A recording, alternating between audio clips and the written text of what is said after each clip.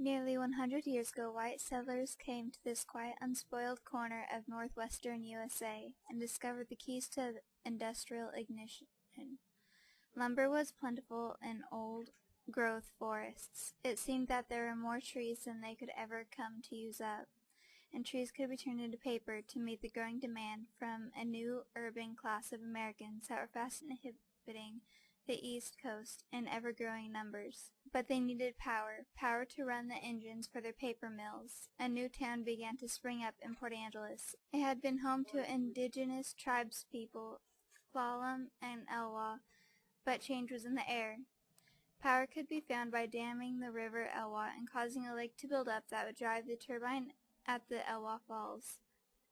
As soon as the power was created, industry demanded more power. Port Angeles began to grow, and eventually there would be 4 paper mills. A bigger and more powerful dam was needed. Glines Canyon was the ideal candidate. Work began in 1927, and since then the valley has never been the same. Nearly 100 years after the dams came online, power is no longer needed like it was. Today, the National Grid provides power for one surviving paper mill in Port Angeles.